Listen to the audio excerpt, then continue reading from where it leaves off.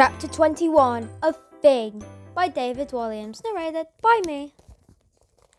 Chapter 21 Hot Air Finging.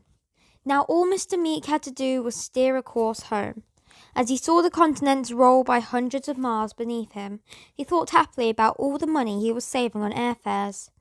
Using his leg as a rudder, Mr. Meek steered a course over Africa, across mainland Europe, to the British Isles. Every now and again, he would blow more air into the Fing's end to stop it from deflating. Best of all, the Monsterpedia was still tucked safely down the back of his trousers, and even though there was an overdue fine to pay, there could have been a much heftier one for a lost book.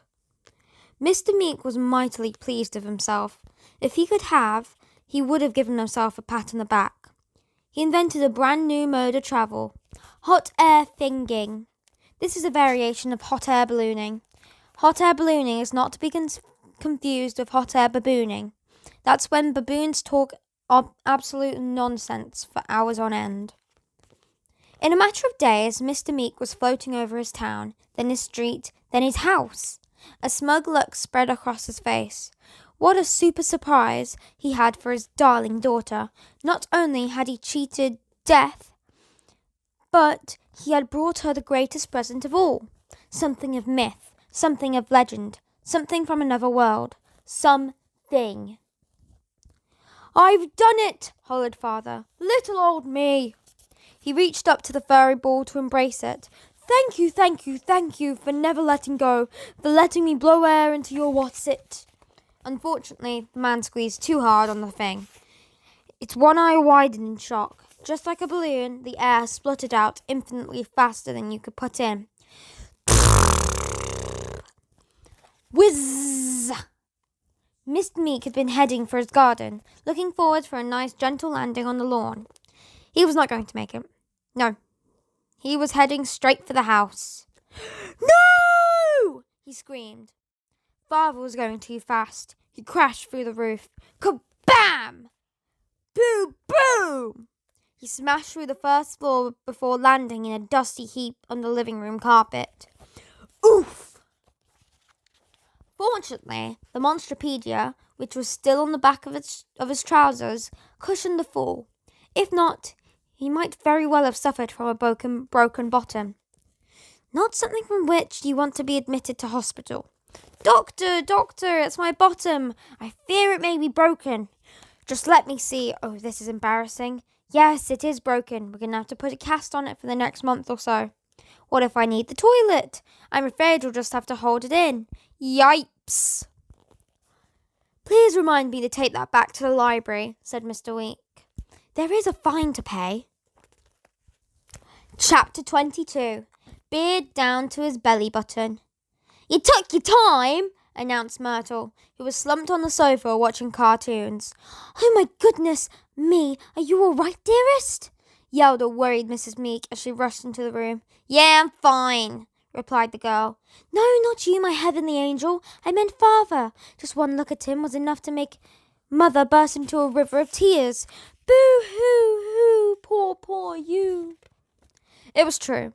Mr. Meek did not look his best. The man of the house had been gone for months. Now he was as skinny as a rake, and his beard reached down to his belly button. Since he thundered through the roof and ceiling of the living room, he was plastered from head to toe with dust. The most striking thing of all was that, unbelievably, he still had a furry ball stuck to the end of his finger, even though it had now deflated back to its usual size. "Please don't cry, Mother," said Father, as he wobbled to his feet. "For this is a happy day. Behold!" Slowly he lifted his finger into the air. "Look what I have for our darling daughter." Mrs. Meek looked on in awe. This new heroic Mr. Meek. Now she was crying tears of pride. "Yes," continued Mr. Meek, "your father has successfully completed his deadly mission. All the way from the deepest, darkest, jungliest jungle, I bring you this, a thing." Myrtle looked away from the television set for a moment and glanced at it before uttering, I already got one." Part 4 Big Thing and Little Thing. Chapter 28.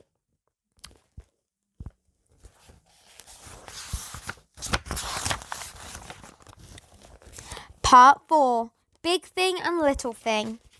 Chapter 23. How Much We Laughed. Needless to say, Mr. Meek could not believe his ears. What do you mean? I already got one. A thing, stupid, said Myrtle. I already got a thing. The girl pointed to a little cage in the corner of the room. Look, dummy. In a state of shock, Father paced over and peered through the bars. There, nestling in some torn-up newspaper, was indeed a thing, blinking with its one little eye. Where on earth did you get this from? He sputtered. Pet shop. Pet shop? Yeah, are you deaf? I just said that.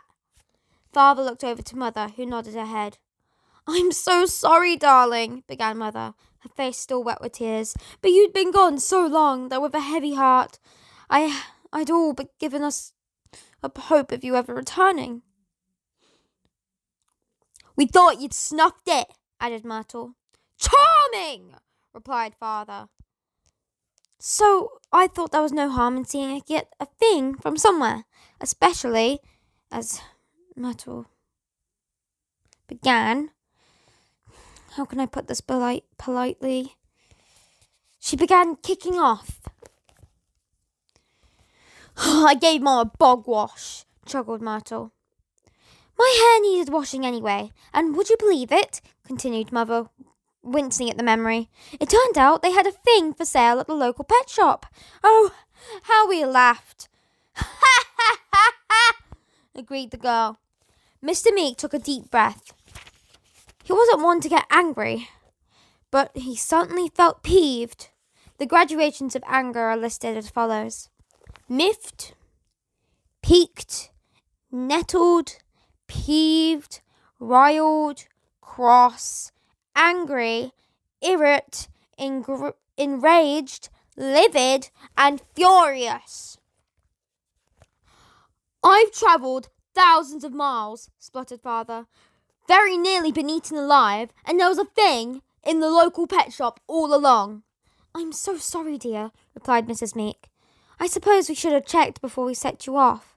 The thing was actually a special offer. Special offer? Yes, half price, so that was a boon. Father looked as if he was about to burst into tears. He slumped down in what was left of the armchair. Ouch!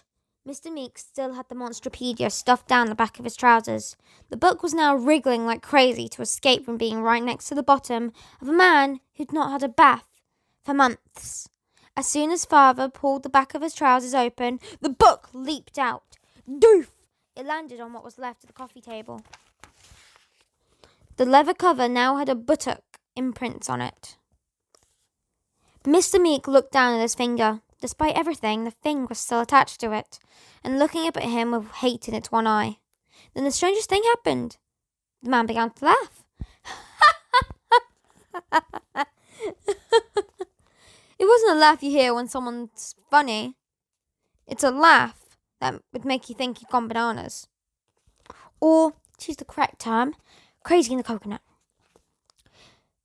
Now we have two things! Two of the world's worst pets! Yeah, said Myrtle. I already got one. I don't want another one. Don't be impolite to your father, my perfect angel, prompted Mother. Shut your cake hole! Snapped the girl. Mrs. Meek fell silent. Take it, pleaded Father, as he held up his fingy finger. Please, I beg you. No, she barked.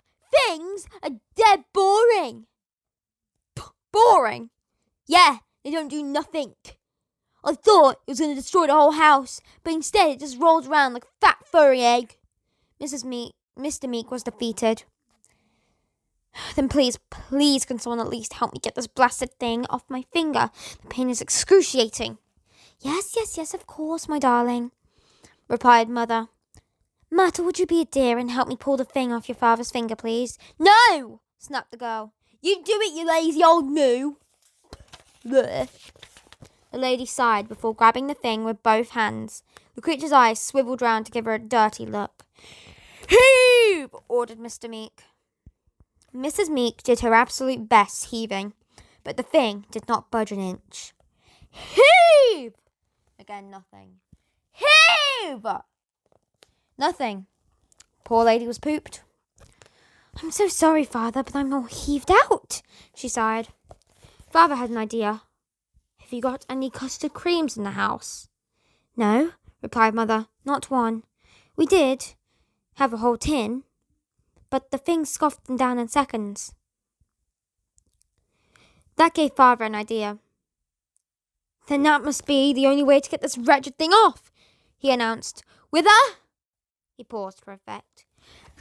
Biscuit! Chapter 24. Being British.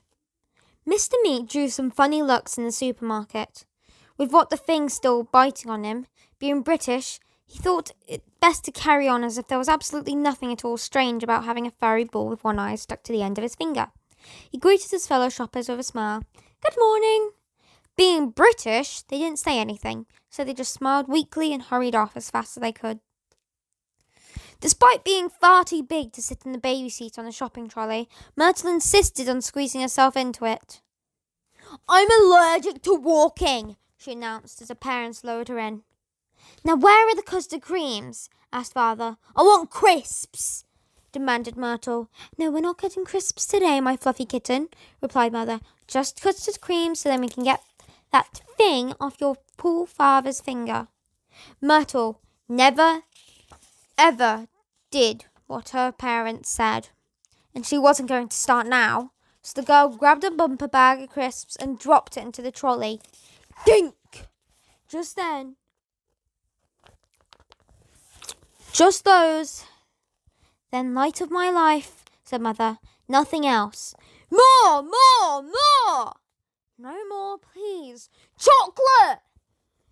No, we're not getting any chocolate today, Bunny Wunny, replied Father. Myrtle grabbed the biggest bar of chocolate from the shelf. Clunk! That's all now. Please, dearest heart, said Father, picking up the pace and pushing the trolley as fast as he could to get to the biscuit section. The thing must be getting hungry.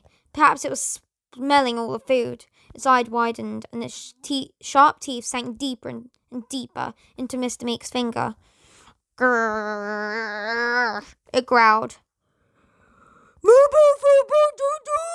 Cried Mr. Meek in pain. More! I said no more, please, pleaded Mother. Sweets!